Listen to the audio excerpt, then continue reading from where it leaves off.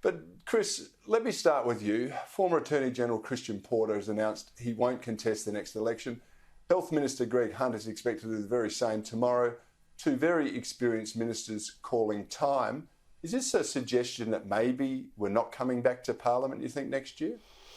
Well, that's exactly how Labor will play the game in question time tomorrow, you'd imagine, and maybe in interviews to various media outlets. But look, Greg Hunt, for two reasons I think he's made this decision. Firstly, he's been there for 20 years.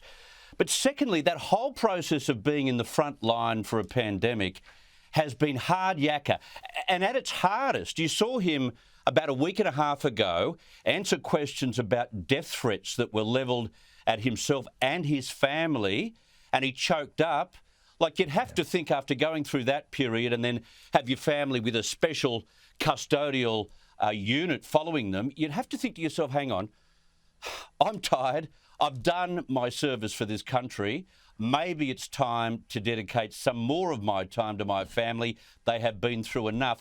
I don't think there's any argument related to Greg Hunt about the fact that he thinks that, you know, they mightn't get back into office. They still stand a good chance of getting back in.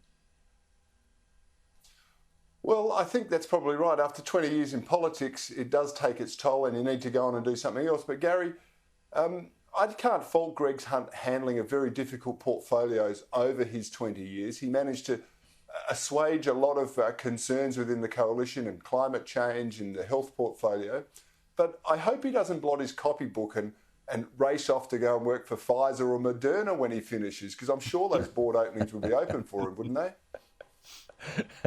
Well, I'd reckon there'd be a big entree and there'd be a lot of people putting out their hand right now. But look, Cory, as you know, Greg Hunt is one of the brighter people that has ever been elected to the Australian Parliament. He has got a strong brain, strong intellect, I believe, an enormous moral fibre that runs through him as well. So there's no doubt that he is a bloke that will be missed. But the real challenge now will be for the Victorian Liberals to find somebody that they can say to the electorate, here we go, Greg's gone, he's done a great job. Remember, he replaced the retiring Peter Reith in 2001, and you know, Reith was another bloke with an enormous amount of moral fibre that ran right through his being as well. So Greg has been made of the right stuff.